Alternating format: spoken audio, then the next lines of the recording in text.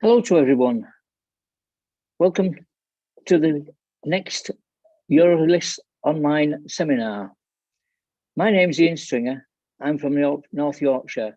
I was a public librarian, but now I'm retired. I'm also the CILIP rep on the EUROLIS committee. It's 20 years this year since EUROLIS started. We were working together from 6 European countries to raise the profile of European language, literature and culture in the UK. We are strengthening relationships with information professionals through the networking and cooperation. Our annual seminar is one way we do this, and I'm so pleased to say that our convener today is my longtime friend Ayub Khan, Service Manager with Warwickshire County.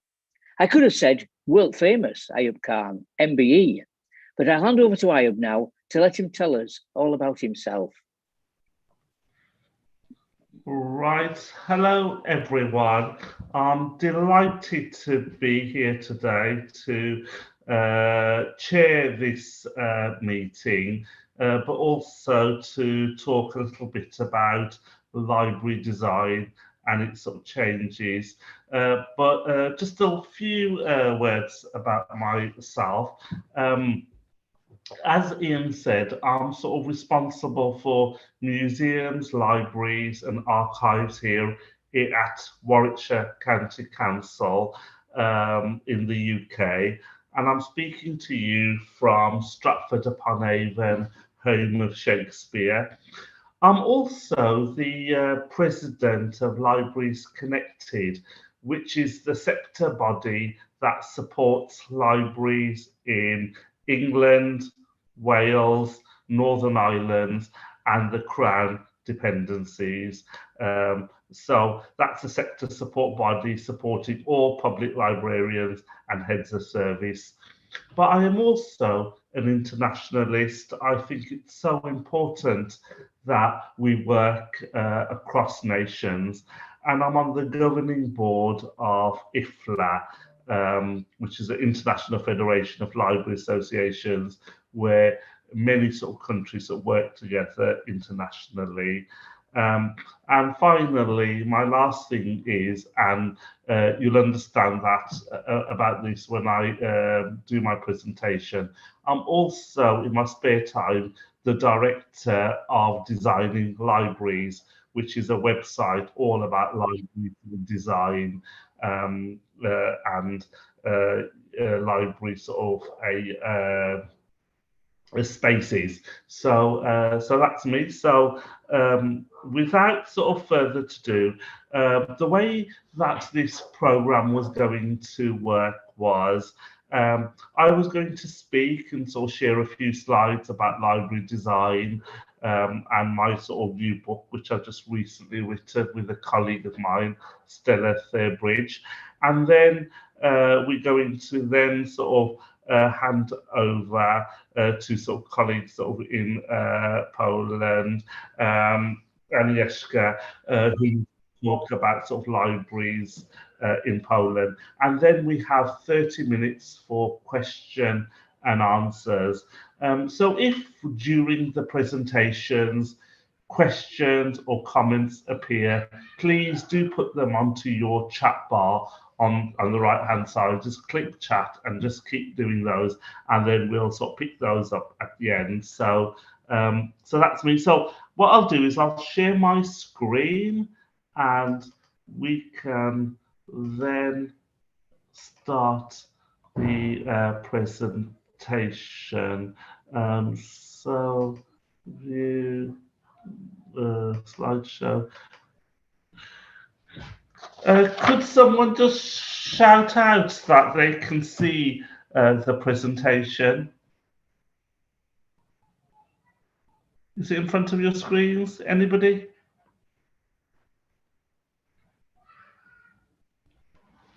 Yeah, can somebody just open their mic and say yes, they can see it or not?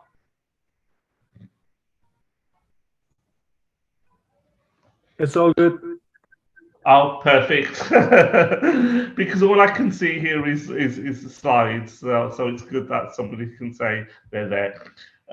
So yes, I wanted to give you a sort of lightning tour around sort of changes in library sort of design in Europe and further afield. And this is really sort of relating to during lockdown, a new book that myself and my colleague Stella Thebridge wrote, all the area about introduction to new design.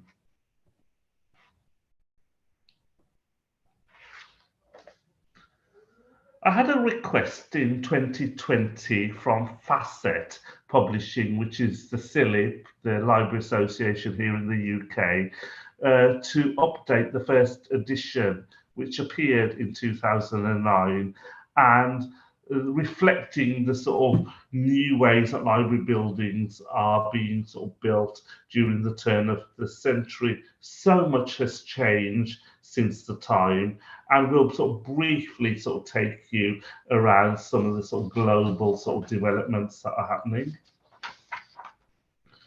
The book takes account of worldwide developments in library buildings arising from three main global factors concerning during the first part of this century. Environmental concerns for initial building and subsequent sustainability for those libraries. So that's a big issue for all European libraries around sustainability.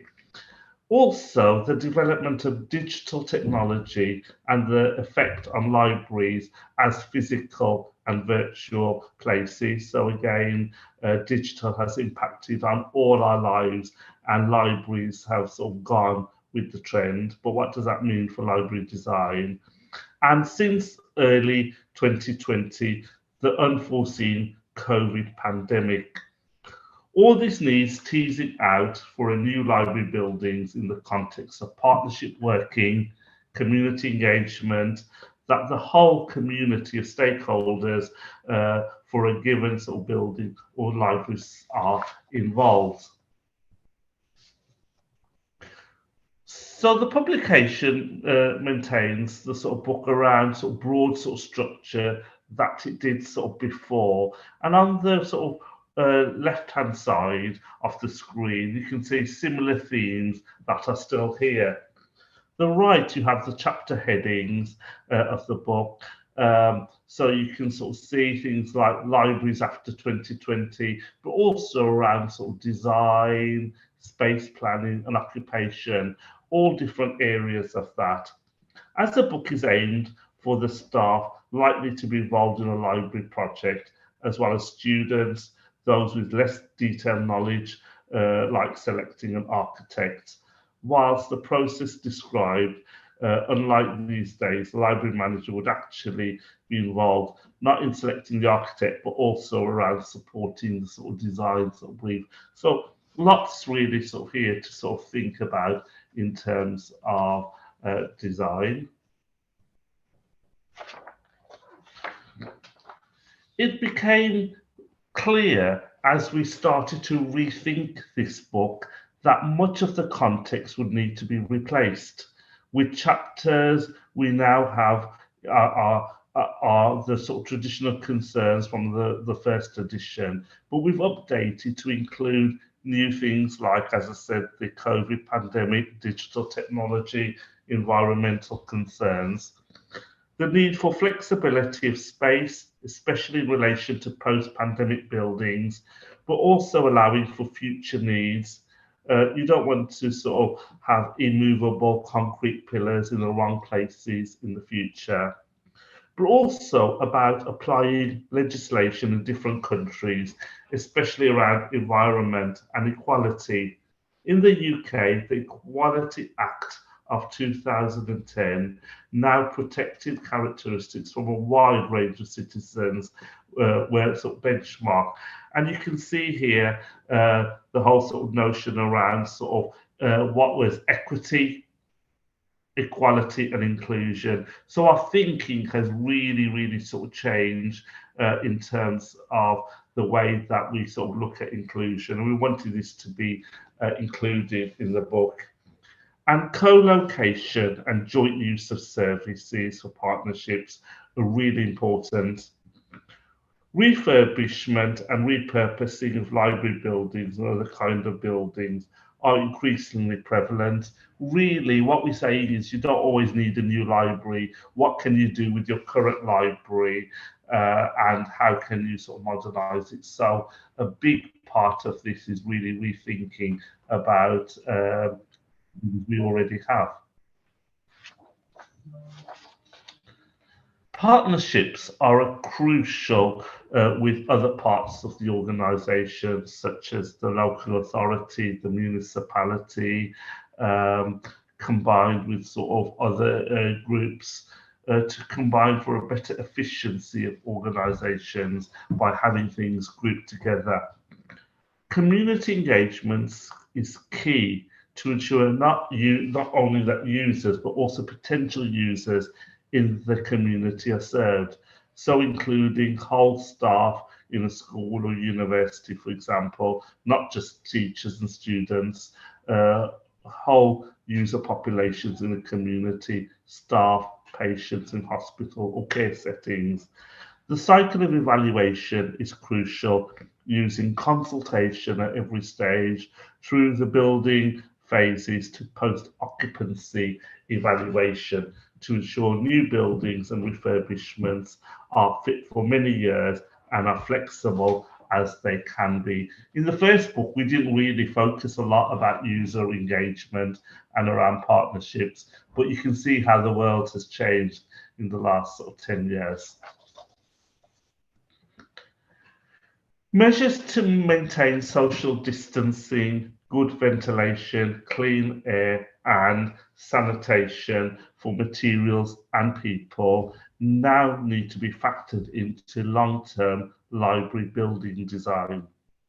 Just as counters were being disbanded in favour of informal floor walking staff interactions with library users in many libraries, the pandemic imposed the need for separate spaces, either staff of desks with transparent barriers, which adversely affected the design aesthetics.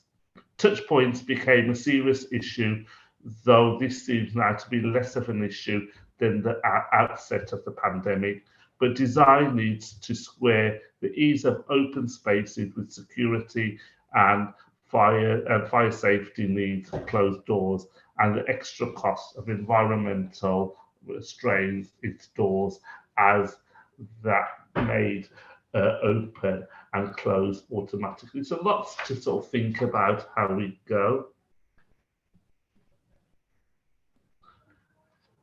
Looking at sustainable global sort of development of the United Nations for 2030, the pandemic needs for more disposable PPE, sanitizing materials, and dispensers has created a huge impact on the environment.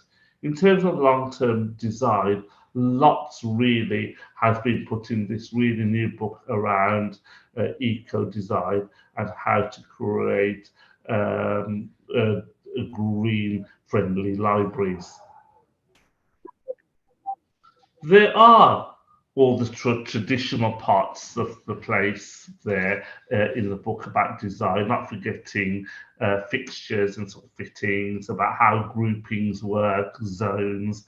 And before, in the old book, these were going to be a lot more, lot less fluid than they are here now. So the way different groupings of subject areas are really sort of changing and are less fixed than perhaps before with adjacencies or zones now. So you might sort of recognise some of this in terms of your sort of library sort of spaces. And we've put new areas, things like maker spaces across that, so we can sort of do work around how those would link to the adults or children's sort of library there. But what makes a great library building? We've done some research sort of around the world to look at success factors as perceived by library managers and architects on the ground floor. Their new buildings and we sort of recorded all this sort of in the book, as you can sort of see in the screen.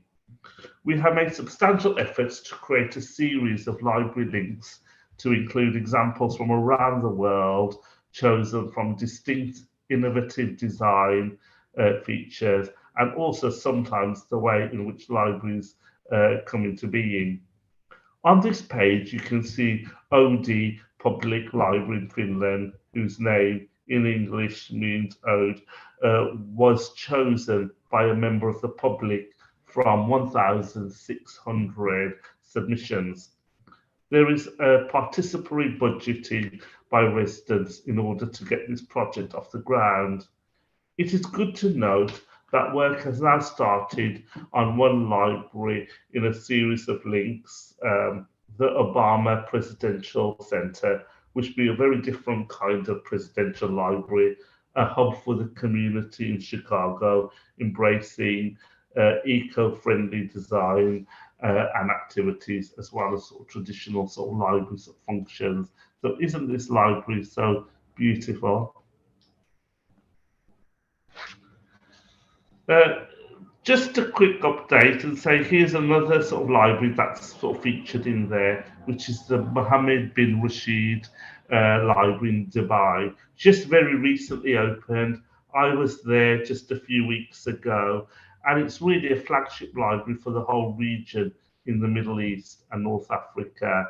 And it's in the shape of a sort of book, and 40% of the buildings is through solar panel energies, through solar panel sort of light. It's a very, very beautiful building overlooking the creek in Dubai.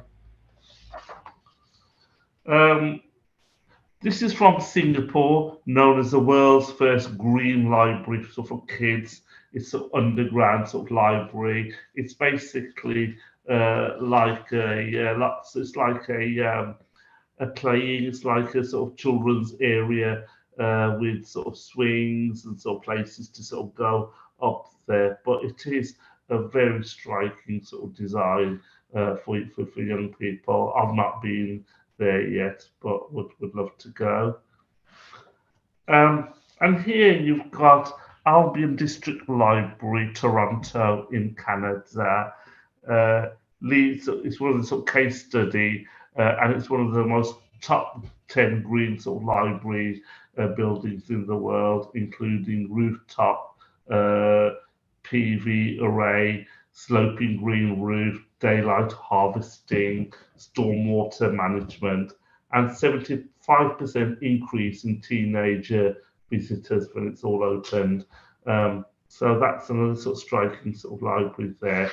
And one sort of closer to home here in the UK, this is Lambeth Palace Library Archive, the first purpose-built building for the library, housing the sort of records from the Church of England since 1610. The Lambeth Palace is the London base of the Archbishop of Canterbury and the worldwide Anglican Communion. A sensitive building in a historic setting also uses landscape architects to ensure the buildings next to the historic sort of garden are all sort of fitting. So you can see there's all different sides of sort of library. And if you are interested, basically this sort of is available sort of across there. But I just wanted to just give you a little bit of a flavour of how library has changed in terms of sort of design. So I think that's me done now. So don't forget, put your questions or comments or what you think in the chat box there. But I am sort of now delighted to invite the next speaker to UNESCO to talk about sort of libraries in sort of Poland. So welcome, UNESCO. Hello, everyone. Hello. Thank you very much for the invitation. It is a great pleasure to be with you and to share experiences of Polish libraries in the context of some global challenges. I will share my presentation. I will hope that everything is fine. I hope that technically is okay. You can hear me and also watch my slide. My name is Agnieszka Koszowska. I work for the Information Society Development Foundation. This is NGO based in Warsaw, Poland. We were established more than 12 years ago in order to implement in Poland library development program, which was a part of Global Libraries initiative by Bill and Melinda Gates Foundation.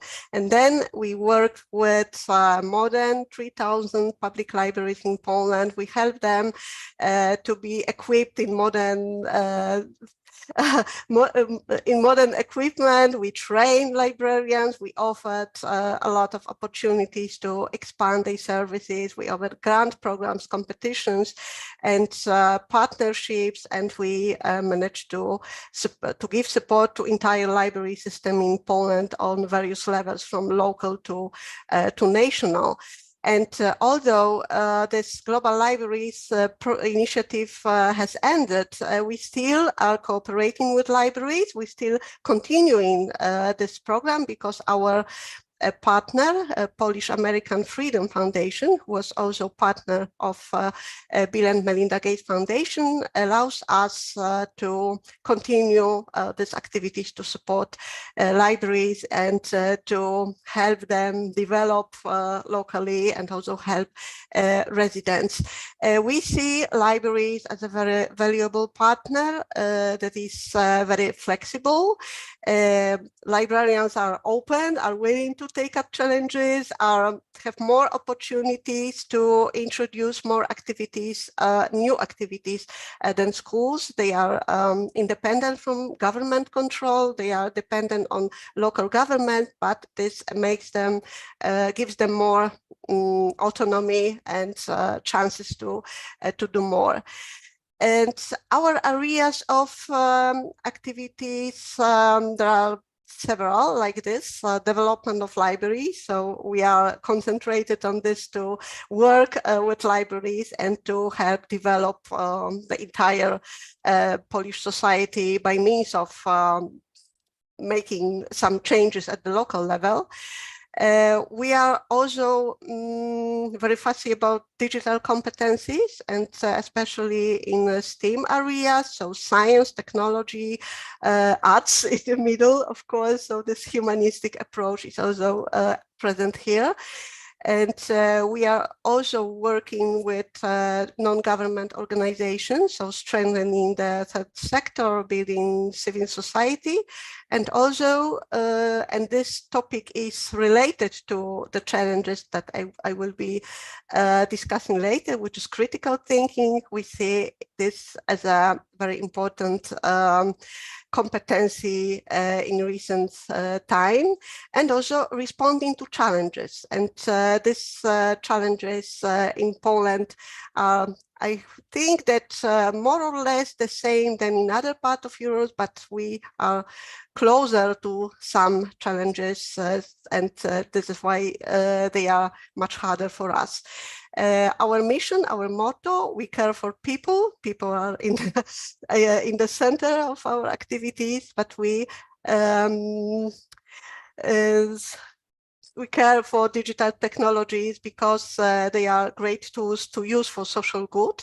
They have, of course, pros and cons, but we are trying to teach how to deal with it. How we work, we implement various kinds of projects, programs, actions, campaigns, but our way of work is to partner with public libraries and other institutions and make as much work as possible to make this partnership, this cooperation very easy. So we produce very friendly publications, educational resources like manuals, like scenarios, which is lessons plans or activities plans showing step by step what to do, how to conduct educational activity, and so on. So public libraries, especially librarians, of course, for them it's not so difficult to introduce a new service or a new educational activity because they have this methodology provided and they do not have to do it on their own. So this is a kind of a lot of publications, a lot of websites, a lot of educational resources, and a lot of partners to introduce a new programs or initiatives in cooperation with public libraries. So those challenges that we are facing in Poland are, among others, but above all, I think migrations, because Polish society was at least for a number of years and in 20th century very homogeneous. So we didn't have much people from various backgrounds, for various cultures, for various skin colors. And this is quite a big change for us when the war in Ukraine started. Of course, there were some, there was a number of Ukrainian people before the war in Poland. They are working and they are still quite a large community. But after the war began, there was this huge number of people from Ukraine coming to Poland because of the Russian invasion. And another challenges that are very vital in Poland is disinformation, which is similar, I think, that to all European countries, but also political and social polarization, because Poland is probably one of the most polarized societies in Europe. We are divided almost in half. People who have some supports right-wing government, political and social views, have much difficulty in discussing with people who support rather left-wing worldview and the other way around. And it is a great challenge because people cannot talk to each other. They live in separate information bubbles. They do not find it, they do not find a common ground to just talk and to solve urgent matters, which is vital for everyone, but they cannot find a common ground. And of course, inflation, economic crisis due to the pandemic and the war in Ukraine is also something that affects Polish society very much, and including, of course, libraries and the conditions that I work in. But starting with migrations, I would like to share with you some experiences of Polish libraries that currently are implementing a project that we supported and other partner, Save the Children International. And this is the result of this situation that we currently face in Poland. A few facts, numbers. More than 7 million people cross Polish border, according to the data of Polish Border Guard. And since 24th February, so when the war began, another 5 million came back to Ukraine, but they are not only those people who came, but people who were living here in Poland, the Ukrainians who were living and working for a number of years. They also came back to Ukraine because they were helping, they were fighting. So usually mothers, children, women, grandmothers, grandfathers came back to Poland, and men, young men came back to Ukraine. And currently, more than 1.4 6.4 million Ukrainian refugees, so those people who came after the war began, has Polish national identification number. So this is the indication of how many of those people who crossed the border stayed and are currently in Poland. We do not know if this is exact number because some of them may not have this identification number. We know about from the government data that approximately 420,000 Ukrainian refugees are working in Poland, are employed. And before September 2022, so before the school year began in Poland, over 60% of refugee children from Ukraine were not attending Polish schools. So some of them were attending Ukrainian school online, which was not easy because they didn't have conditions for this. But there was a huge amount of pupils, upon students, children and youth who didn't come to school and didn't get that educational opportunities and chances. Now, according to new government law, Ukrainian students must choose. They have to choose Polish school or continuing of Ukrainian school online. So this is also a challenge for them because Polish schools is quite difficult for them, not only for them, even for Polish children. There is an issue of not speaking a language and also some cultural barriers and so on. So having this situation in Poland, we and as other NGOs were doing as many as they could, some activities to support refugees from Ukraine, and whole nation in Poland was very, very provided some help to them. We were many organized, but also we set up a partnership with our global organization, Save the Children International. And we introduced this project, which is called Library for All, Equal, Different, Important. And the aim was to support especially children who were not attending school and where there's lesser opportunities than Polish schools to use what they could. Either they would like to attend Polish school or continue Ukrainian curriculum. So the main aspects of the project, so main components, was local needs assessment. It is in progress now because the project is in pilot phase. We have invited 20 libraries from various from various sites of Poland. So this is whole Poland covered, but only 20 libraries. But now we are recruiting another 50. So there will be 70 libraries from different parts of Poland, various kinds. So there are small communal libraries, but also big from regional cities. So there is also one from Warsaw. So big libraries, small libraries, middle towns, villages, various kinds. They are currently undergoing needs assessment. We are helping them to reach out to Ukrainian community to find Ukrainian assistants, so teachers or people who are who have the knowledge about how Ukrainian education system works. What is their situation? What their needs, expectations, and so on. So this is a kind of local needs assessment. 20 libraries have established digital learning centers, which is the spaces equipped with laptops, tablets, internet connection, and so on.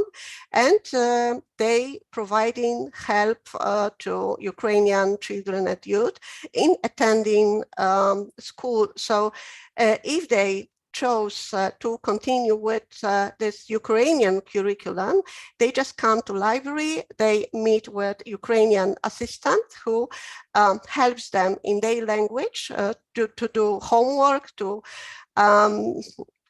have some progress with the material and just to continue learning what is necessary for them. If children are attending Polish schools, they have also the opportunity to come to digital learning centers, use the materials available on the internet, use the support from this Ukrainian teacher or assistant who knows the Ukrainian educational system. So digital learning circles are really valuable places that provides a lot of support in attending education. But apart from all those help in formal education, there are also many opportunities of informal education, non-formal education in libraries participating in the project. Before we prepared a set of support tools like training programs. We conducted training for librarians from these 20 libraries. We provided them with equipment. They have received grants that allows them to employ those teachers from Ukraine. And they also conduct various kinds of educational activity involving STEAM activities, arts, integration, various kinds of things for groups of Polish and Ukrainian kids. So not only for Ukrainians, but the focus is on making them easier to get integrated into local community by those activities in public libraries. And also we have implemented a methodology which is called Team Up, elaborated by Save the Children and War Child from Netherlands. This is a kind of movement-based activities that help children to express emotions and to reduce their stress and improve their well-being. Here are a couple of pictures because I'm of the opinion that pictures tells more than what someone might say with words. This is a kind of what kind of equipment the libraries have got, not only laptops and tablets, but also robots. These are educational tools to use in programming, coding lessons, but they allow to learn coding not only as a programming skill, but also coding in some context. For example, how coding helps in building tools for artificial intelligence, or even how this kind of robot may help in learning such subjects like geography or mathematics or chemistry, or even emotions, or some more humanities, not only science. There is also a kind of boom workers. I do not know if you're familiar with this tool, but it is a great tool to use in integration activities because they help to perform some group activities with music, dance, rhythm, and also fun games with people who just do not speak common language, so words are unnecessary, and children are learning and meeting each other and having a good time by some artistic and rhythmic and movement activities.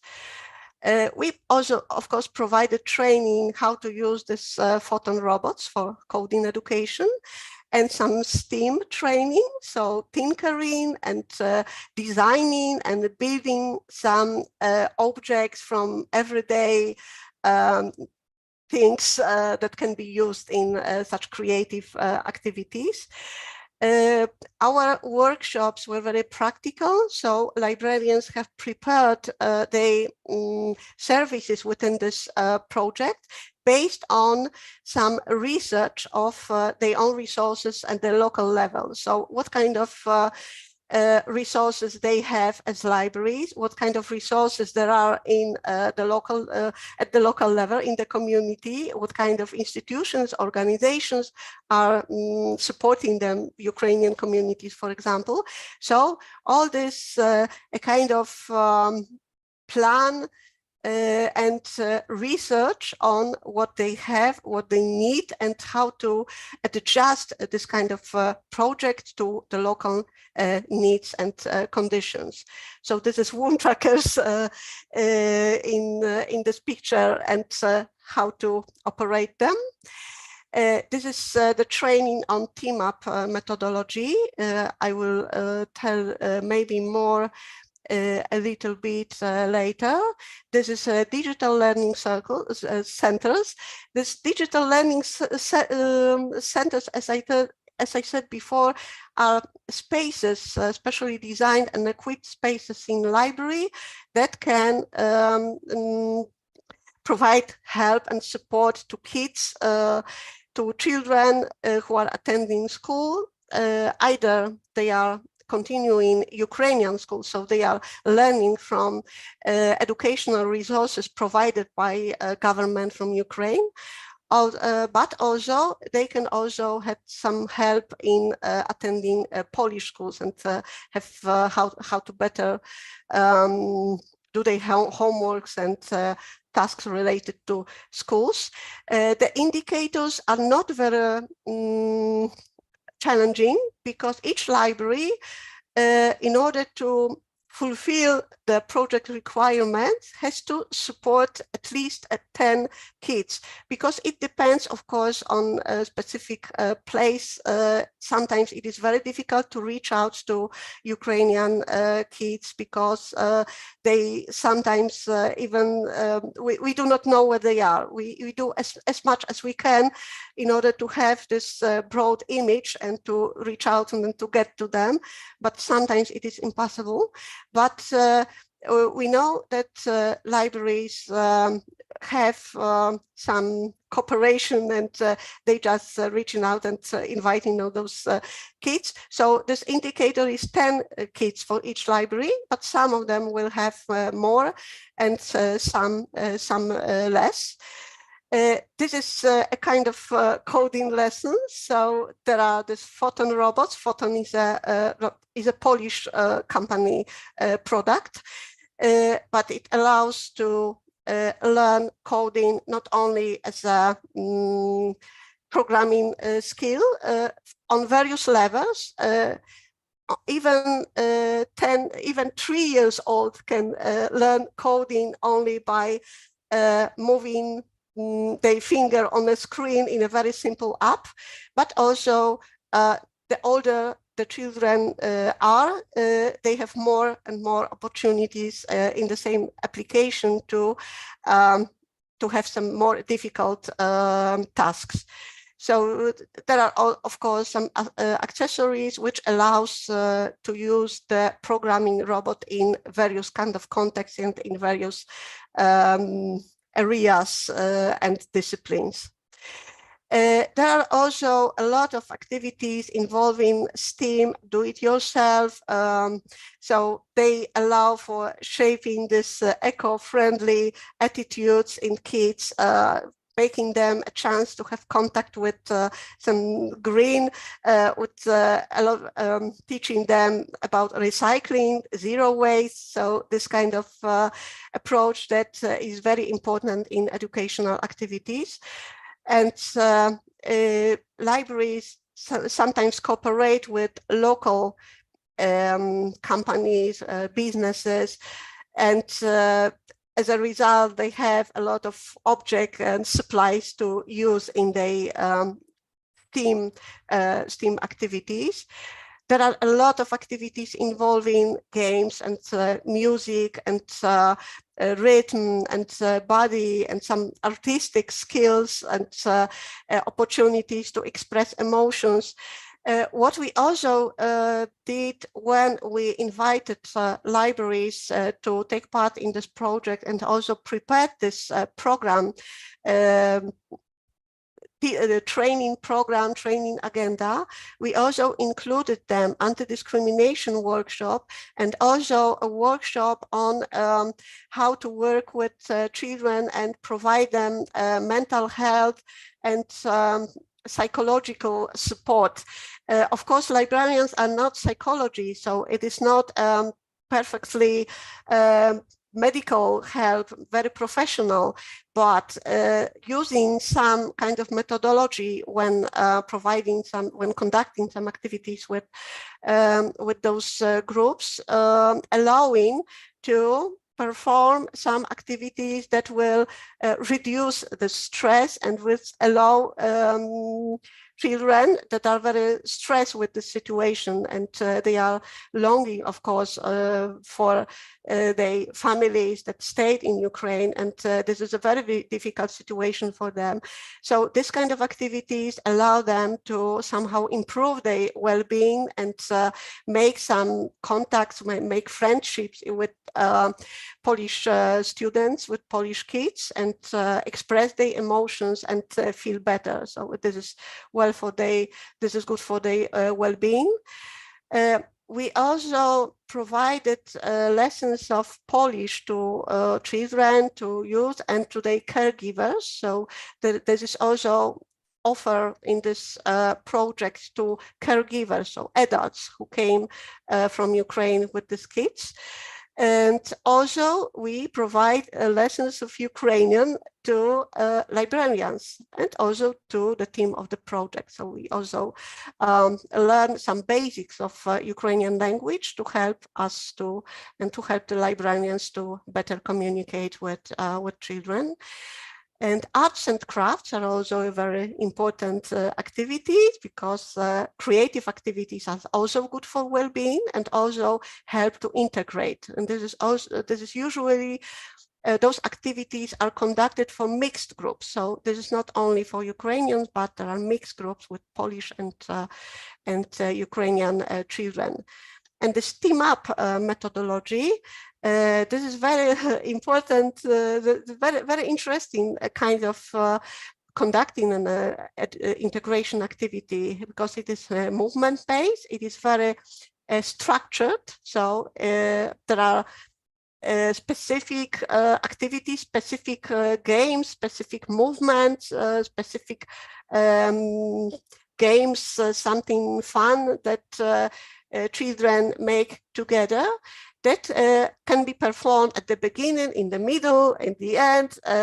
There is a lot of, there is focus on observing children and checking their energy level of how they feel, how they behave. There are special behavioral skills that are developed because of that. For example, when children are very afraid or they express anger, there are also specific exercises or games just to tackle this this problem and to help them to express it and to cope with their emotions. Various kinds of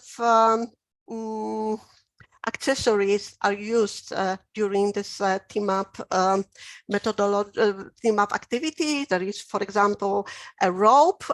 They are jumping on the rope is moving, so they have to trust their partner when they are coming and jumping over the rope with another child. So it brings them together and helps to bond some, to create some bonds and integrate them more. There is a colorful parachute that is used in animation activities for kids, and it works very well, especially with younger kids. There are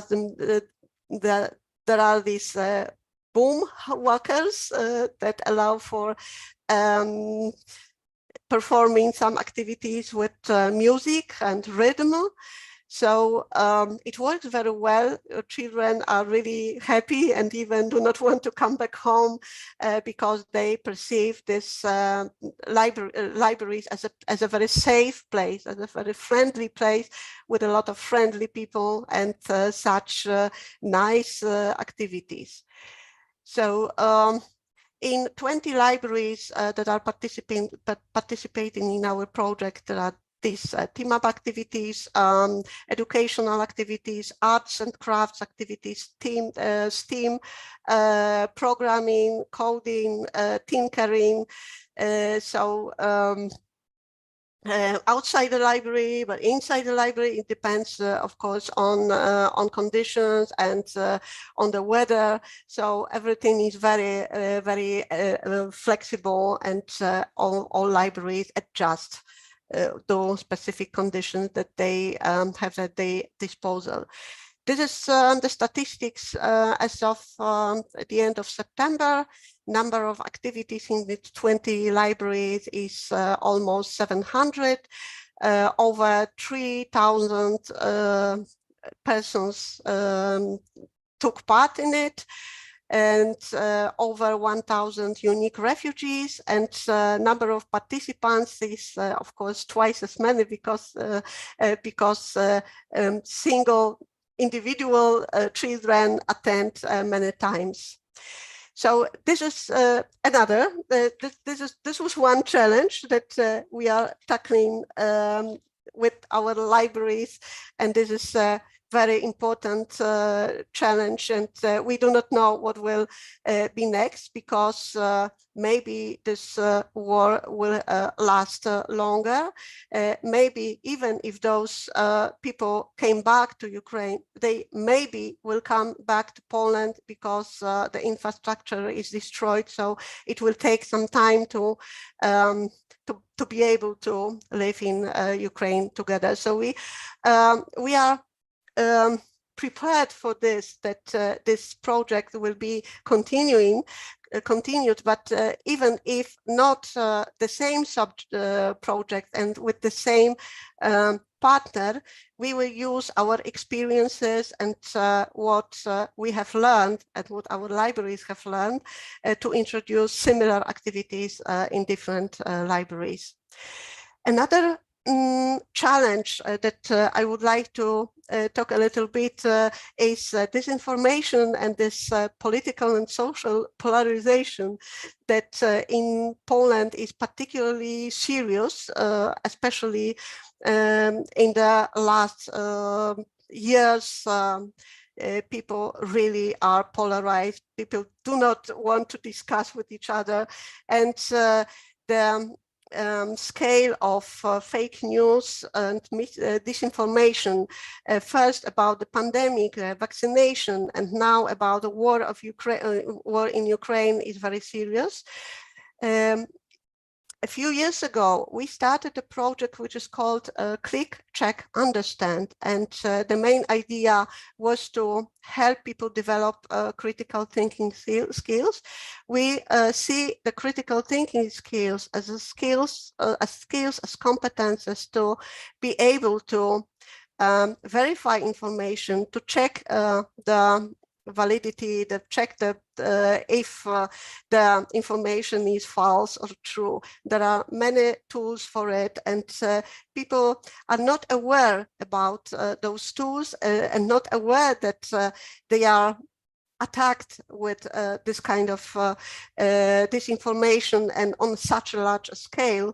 So this is a very important issue, and the library is a perfect place for that, not only because librarians are very educated people in terms of how to search for specific information and how to assess this information, but also they are learning, and they are seeing that those challenges, and they trying to cope with it and offer the residents the education activities and help in order to be aware about this issue.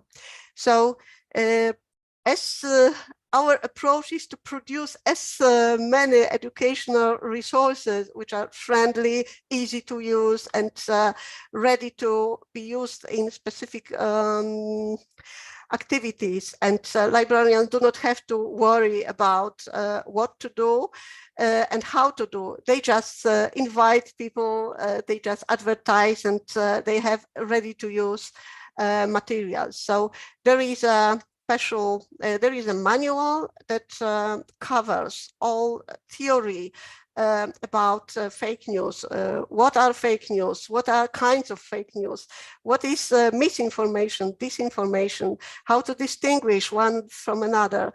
What are tools to verify information? How to assess what people find on Google, for example. So there are theory, but also there are scenarios, so ready to use lessons plans, especially designed for youths, for children, and for adult people. There is also a series of webinars, because we also produce a lot of webinars. We are hosting regular webinars in almost all our projects, and we make recordings available to everyone, and all our materials are available to everyone, so not only to participants of the project. So this is a kind of project that we have finished, but also it is very important for us to tell that there are some materials like this and everyone can use. And we also have prepared another material about misinformation and disinformation in the context of the war of Ukraine, so that librarians are aware, and so we are helping them to be aware and to be especially to put much attention to this specific problem. And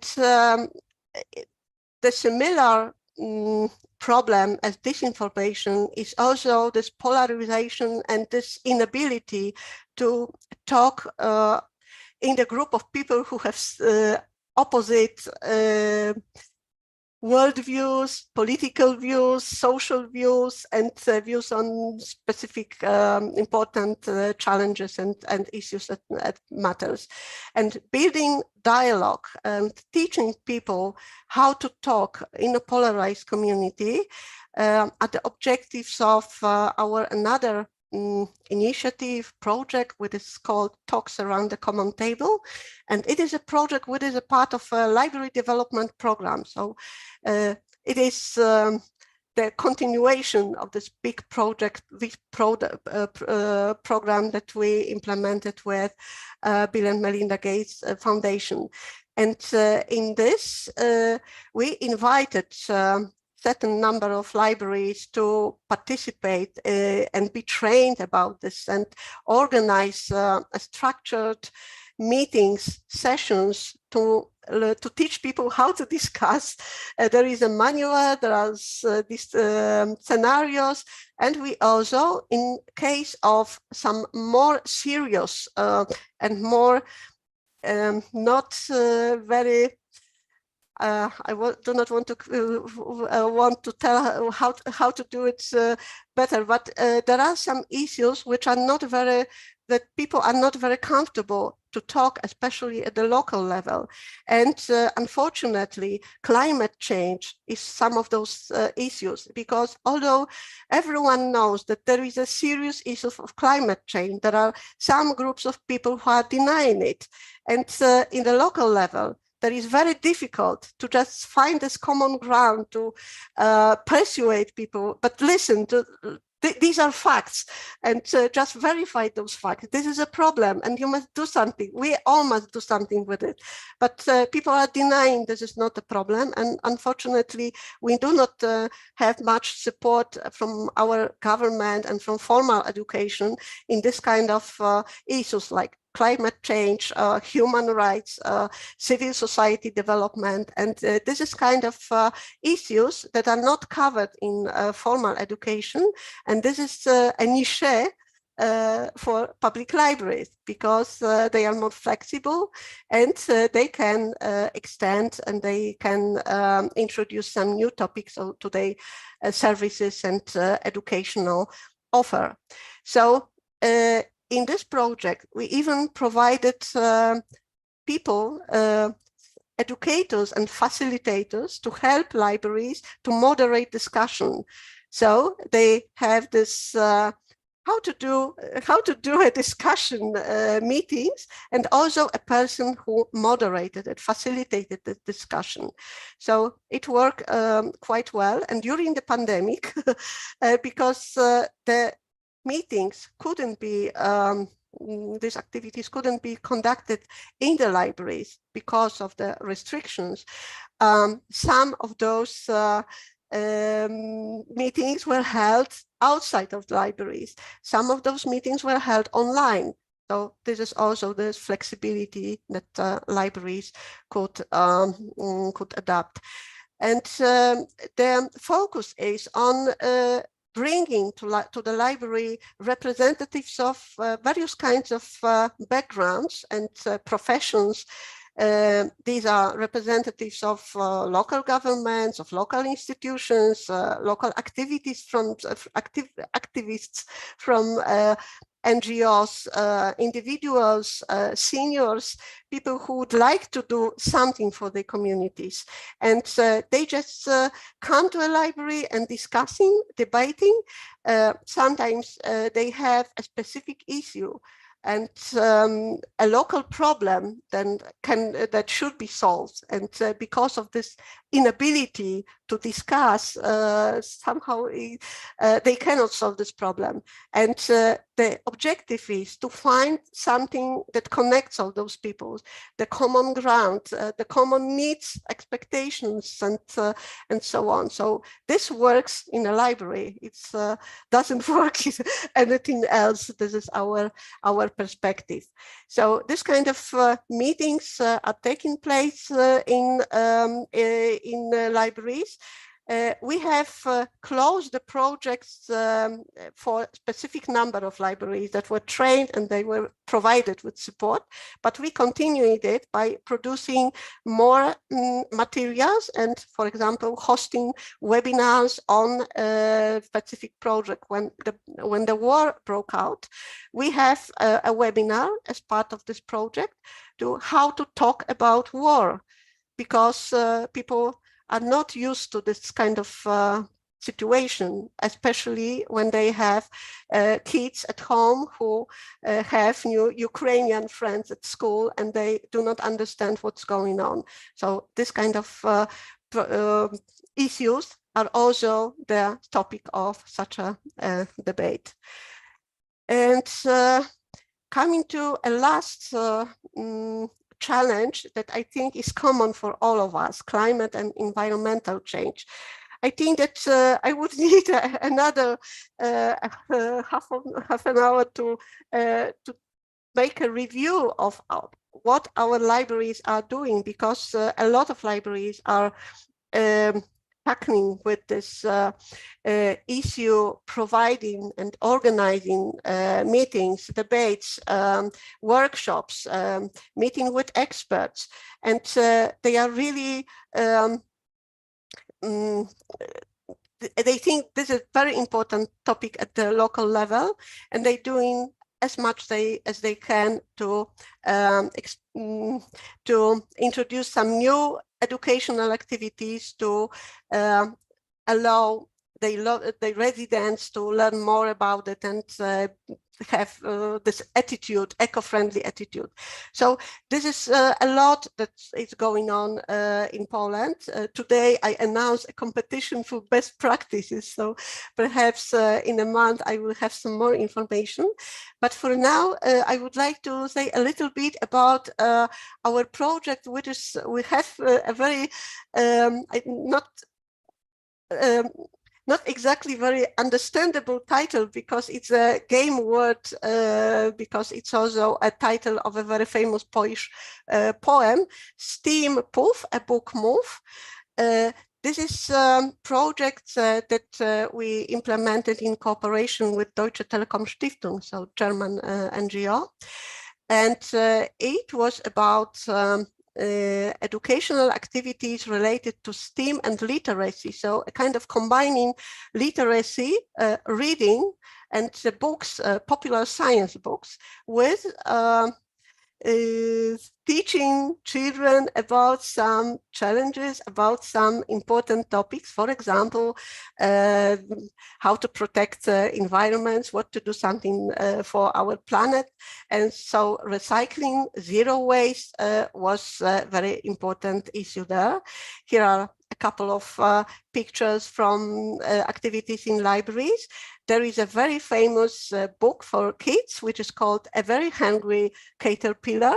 I think that some of you may be familiar with it because it was translated for many languages, but the typical session in a library, typical activities with young kids was to read aloud a book together with kids and then perform some tinkering and STEAM and artistic designing activities using some recycling things that can be reused instead of creating waste, which is unnecessary. So this was a kind of creating a very hungry caterpillar out of plastic covers for bottles. There was a lot of some activities related to seeding plants and biology, recognizing some plants, reading books about plants, and there were some games used recycling objects also, some stones and some plastic reusables, anything that can be used and not thrown out as a litter. There were also this kind of activities that were about creating some new, for example, programming robots out of plastic bags and something that can be used for this kind of creative things. In this project, we put a lot of attention. We focus on green issues, climate change, and this is our approach that children and young people, but especially young children, are very, very nice users of the library, and they are very they are learning very quickly, and the library is a great place for introducing this kind of important issues for them.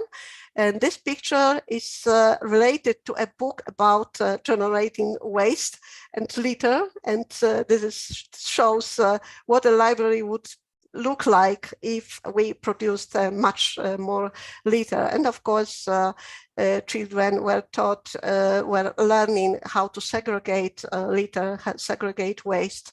So they also learn specific skills. So I'm coming back to end. Only one more thing to conclude this review. We also, as an Information Society Development Foundation, created or supported a group of librarians, specifically engaged and active, innovative librarians that we supported them as a network, and then they created their own NGO, and now they have this formal entity, and they are raising funds and so on, so they are NGO. But before, we, together with them, created a social network for librarians, which is called Labib. And this is a website and networking tool that allows to publish and disseminate good practices and descriptions of what libraries are doing. So they are sharing and with each other. But also there are some competitions for what is the best practice of the year, for example, or the month. And this is one practice that I would like to share with you. One library in Legionowo. This is quite a small town near Warsaw.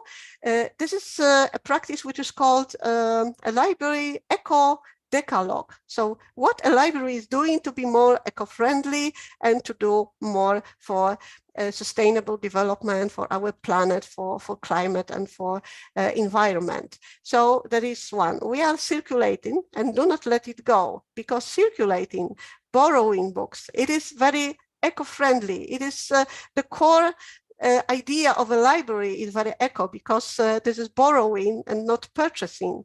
We collect book donations. So do not waste, produce waste, just bring it to library. Don't produce in excess. So in activities for kids, let's try to invent this kind of objects that will not be disposed of after the activities are finished. We give a second life to things that make sense.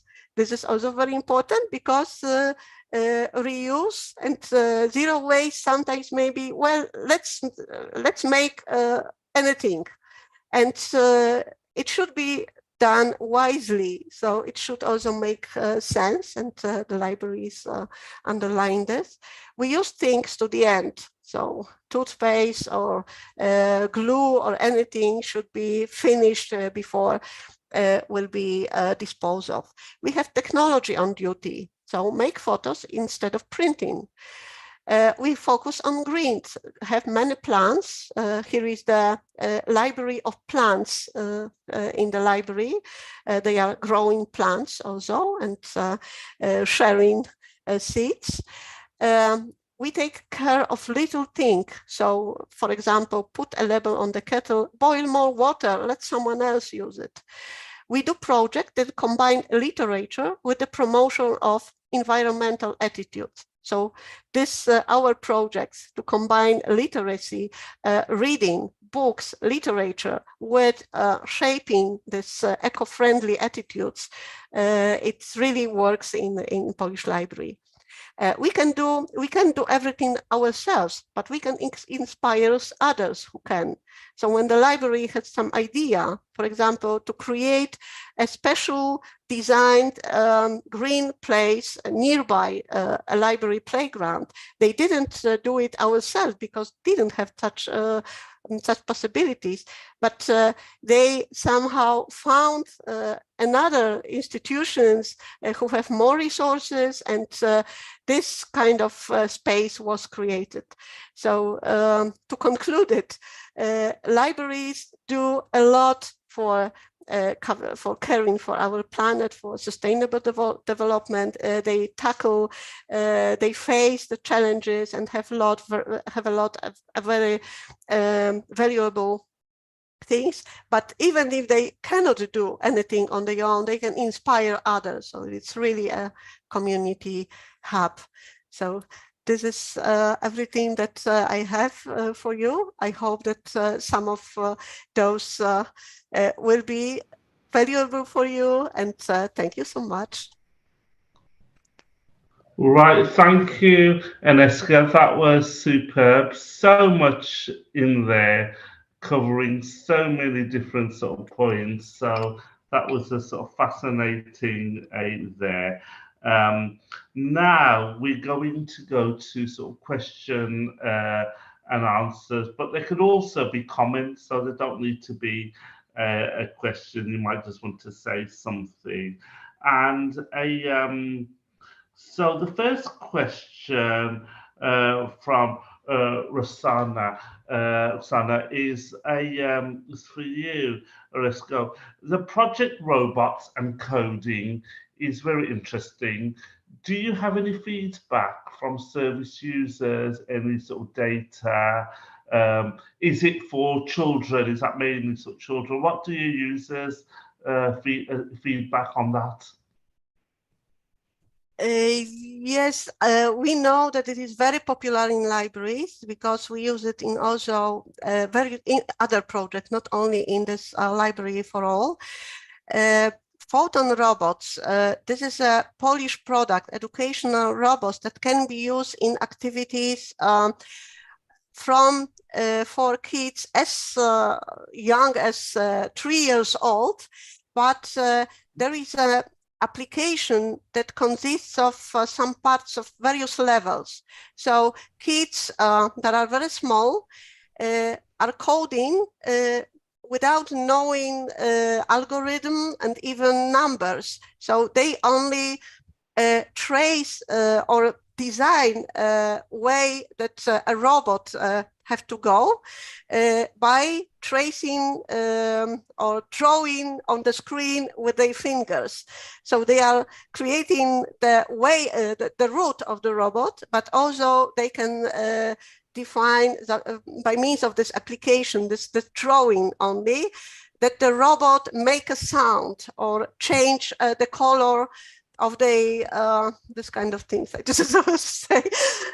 So there are colors, there are music, there are sounds of animals, for example. So this is for younger kids. But later there is a level more. So there may be kids from 5 years old to 8 years old. They are already know some basics like numbers or something.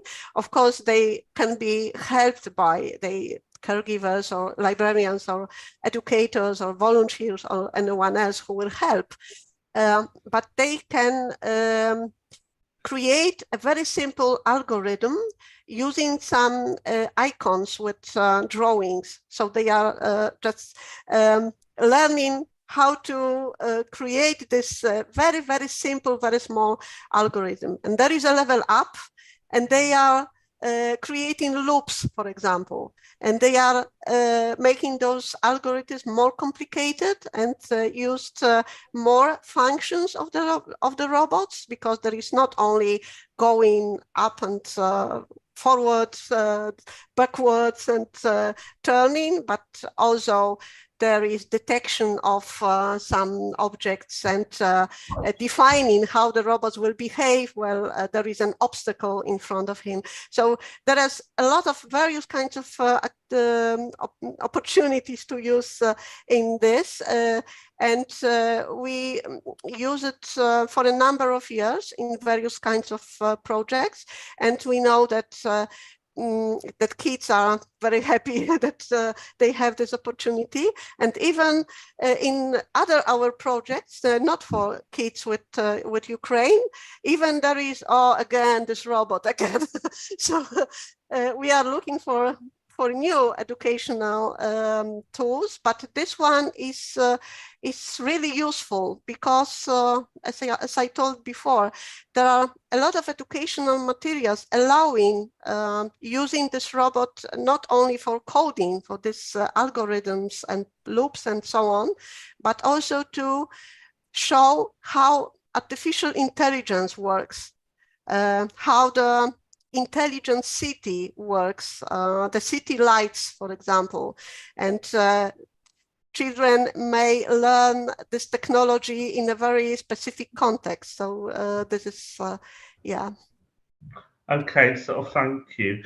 And final sort of question, definitely more coming in the next couple of minutes, is how do you share? Obviously, you're sharing these projects with European sort of countries, but obviously colleagues are saying that it'd be really good to share some of these projects so much widely. Is there anywhere we can go to get further information? Maybe people that aren't on this sort of call to get some of the sort of reports or sort of further information. Can you sort of signpost us to a website or a repository where the information is? Most of our resources that we have created for Polish librarians are in Polish. So even if we disseminate it and tell about it, because we also have implemented some Erasmus Plus projects that are in cooperation with other European countries. So we have some resources in English and even in some local languages of institutions that we cooperated with. So of course I can share. It depends, of course, on what kind of activities and what kind of areas are specifically interesting for you. Because, well, there is we also are translating some our materials, but as part of the, because we also have, for example, about multicultural activities, anti-discrimination activities, manuals, scenarios, and this is in English, for example. So, of course, we could share with you and everyone we could use. Some we publish on Epale. So I think that this may also be an opportunity to share experiences, because Epale is a European portal, and everyone can use it and set an account and disseminate the materials. Okay, no, thank you sort of for that. So basically we could look out for that. I can't see any more sort of questions in here, but there's lots of sort of thank yous sort of for the sort of presentation. I know it's different time zones in different sort of areas. So what I'd like to do is sort of bring this sort of session to a sort of close. Very interesting sort of listening to sort of colleagues sort of across there. And just to put a plug for session 2 is going to be next Wednesday, 16th of November, 4 o'clock, which is Greenwich Mean Time, which is UK sort of time. And we'll have some Italian speakers, French speakers, Austrian speakers there. So there'll be a whole range of sort of colleagues around there, so we can find out what some of the European sort of countries are doing. So either yourselves, please tune in, or spread the word that there'll be other sessions to find out about trying to get innovation and ideas for our own library. So thank you all very much, and particularly Aneska for your presentation. And we look forward to seeing you all back hopefully next week. So bye. Thank you.